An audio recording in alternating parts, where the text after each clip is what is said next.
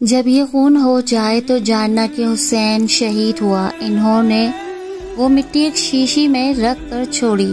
ام المومنین رضی اللہ تعالیٰ عنہ فرماتی ہیں، میں کہا کرتی جس دن یہ مٹی خون ہو جائے گی کیسی سختی کا دن ہوگا۔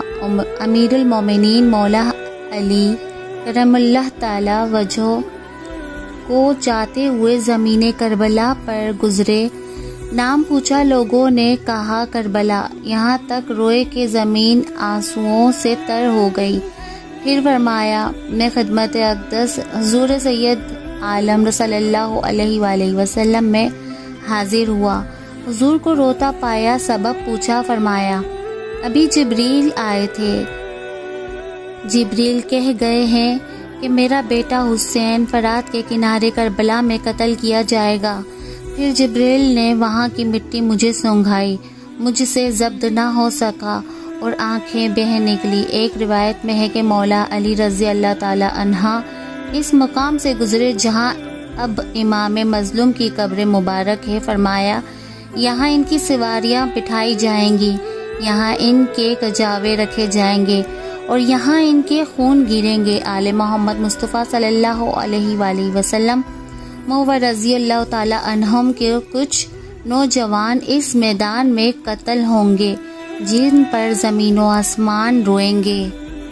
امام حسن رضی اللہ تعالی عنہ کا کام تمام کر کے جب یزید پلیت نے اپنے ناشاد دلوں کو خوش کر لیا، اب اس شکی کو امام حسین رضی اللہ تعالی عنہ یاد آئے۔ مدینہ کے صوبہ دار ولید کو خط لکھا کہ حسین اور عبداللہ ابن عمر اور عبداللہ ابن زبیر رضی اللہ تعالی عنہم سے بیعت کے لیے کہے اور مہلت نہ دے۔ ابن عمر ایک مسجد میں بیٹھنے والے آدمی ہیں اور ابن زبیر جب تک موقع نہ پائیں گے خاموش رہیں گے۔ ہاں، حسین رضی اللہ تعالی عنہ سے بیعت لینی ہے۔ سب سے زیادہ ضروری ہے کہ یہ شیر اور شیر کا بیٹا موقع کا انتظار نہ کرے گا۔ صوبہ دار نے خط پڑھ کر پیامی بھیجا۔ امام نے فرمایا، چلو آتے ہیں۔